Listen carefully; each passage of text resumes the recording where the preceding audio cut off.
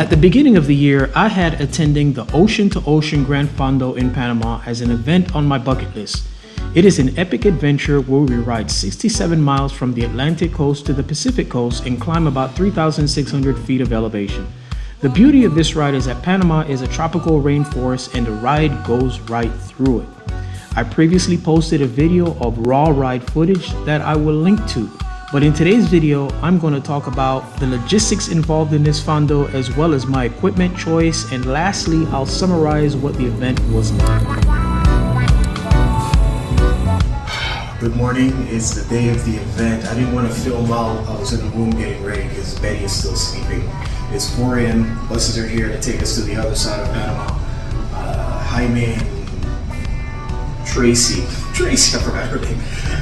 Senior moment in the morning. Are meeting me down in the lobby and we're going to be heading out, so I'll get all that stuff documented as well. Beautiful day so far. Weather should hold too. Good morning. Everybody's quiet in the morning.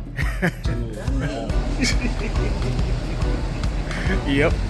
After all the issues dealing with registration, VIP access, and getting everybody settled, the first major challenge for the organization is getting cyclists from one coast to the next. On Saturday, we dropped our bikes off at Raleigh Bike Shop's parking lot, which is located on the Pacific side of Panama, to be transported the 55 miles to the Atlantic side to provide a hassle-free bike transfer for us out-of-towners. So bright and early on Sunday morning, we were bussed over to Cologne for the ride start. We saw many local cyclists who drove or had a family member drop them off. So we has arrived. We're half dressed. Ooh, I'm looking a little, I need to fix that up a little bit. Excuse my appearance. My headband's a little crooked. And we got about a 2-mile walk to pick up our bikes. We don't know exactly how far it is. They just say go over here. Permiso, ¿saben dónde está la entrega de bicicleta? So after a bit of a zone 2 hike, we found and collected our bikes, then quickly made our way to the staging area for the start. We're all here. For this fondo, I decided to travel with one of my steel frame bikes, the Dark Star.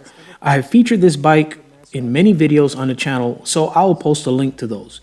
But let's talk about how I prepped the bike for this event.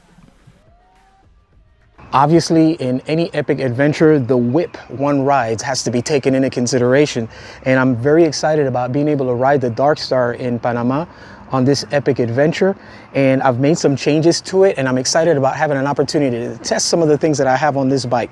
I just swapped out the group set. I was running Campagnolo Super Record 11. I'm a little bit limited with my gearing there because I can either run an 1125 or a 1227. I wanted to have more gearing options, so I swapped out to a Campagnolo Record 12 speed that I just had sitting around in a box.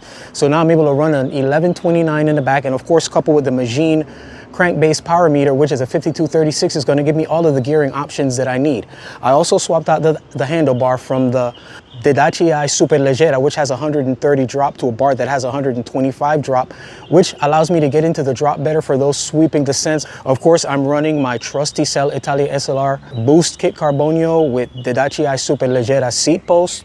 And we are, of course, kicking it with the Hyper 23 SC wheel set that I've recently reviewed on the channel. One of the big questions that I got about this all the time was, how does it brake on descents, it being carbon clincher? I love the braking surface and some of the technology that they poured into heat dissipation. So it was nice to get an opportunity to test that out on this course.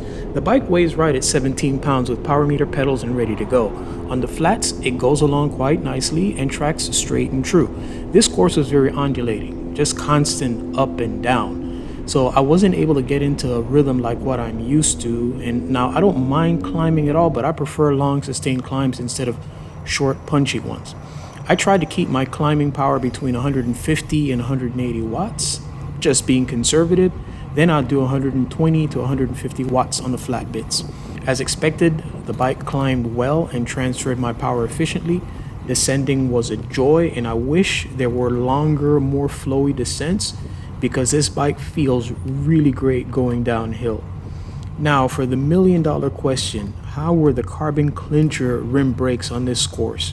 First, let's talk about heat dissipation. I did hold the brakes on a couple of the downhills and pedaled a bit, then released and applied the brakes. I did it a couple times and didn't get any like fading or any overheating issues, albeit that what I was doing wasn't extreme, but the brakes always held very well. Likewise, during one stint where it rained a bit, I could get the brakes to hold with no issues.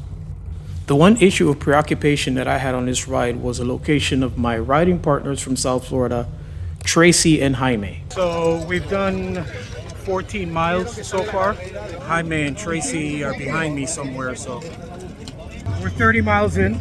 I really don't know where Jaime and Tracy are. I have no idea where Jaime and Tracy are. All done. Again, I don't know where Tracy and Jaime are.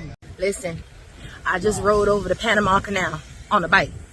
And I'm like, oh, okay, we just going over this once. Listen. Then I saw the U-turn. Look at it, just look. You see that off in the distance? I just came off of it. I gotta go back over this again. Somebody tell my mama I love her, please. Oh, Lord have mercy. I don't even have on my climbing cassette. All right, go get your legs. Eventually, they would both turn up, and we enjoyed the post-ride festivities and food and hydration. I can't forget about the hydration.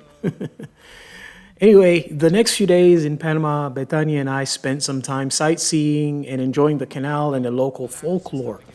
This, for me, was a banner event, and I definitely plan to be back. So as always, I want to thank everybody for watching these videos, supporting the channel with your likes, your comments, and your subscriptions. As always, our aim here is to inform, instruct, inspire. Be blessed.